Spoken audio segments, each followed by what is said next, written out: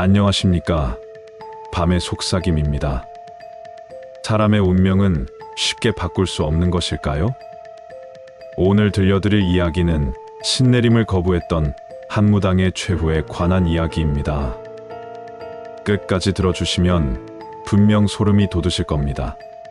그럼 이야기 시작하겠습니다. 한 무당이 있었다.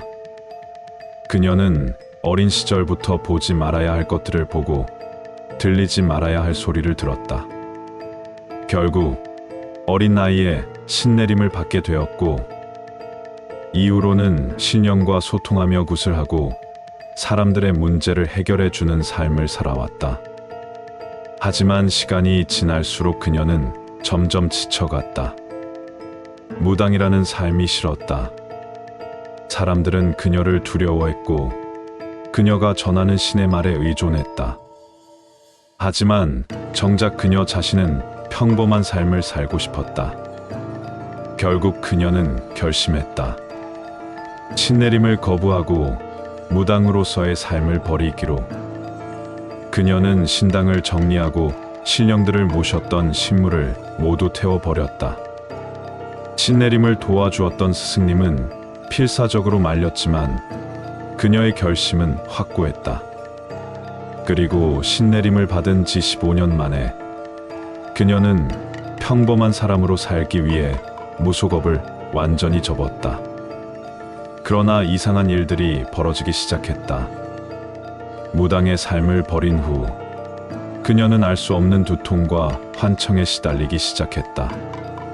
처음에는 단순한 스트레스 때문이라 생각했다. 하지만 밤마다 들려오는 속삭임과 갑자기 움직이는 물건들, 문득 거울을 보면 그녀를 노려보는 낯선 형상이 보였다. 그러던 어느 날 그녀는 꿈을 꾸었다. 낯선 산속에 자신이 서 있었다. 주변은 짙은 안개로 가득 차 있었고 어디선가 북소리가 들려왔다. 그녀가 소리가 나는 곳을 향해 걸어가자 검은 옷을 입은 낯선 여인이 앉아 있었다. 여인은 천천히 고개를 들더니 입을 열었다. 왜 우리를 버렸느냐? 그녀는 비명을 지르며 잠에서 깨어났다. 하지만 꿈에서 깬 순간 방 안에는 자신 외에 아무도 없었어야 했다. 그런데 어둠 속에서 누군가가 그녀를 노려보고 있었다. 그 후 그녀는 급속도로 야위어갔다. 아무리 음식을 먹어도 체력이 회복되지 않았고 밤이면 잠을 이룰 수 없었다.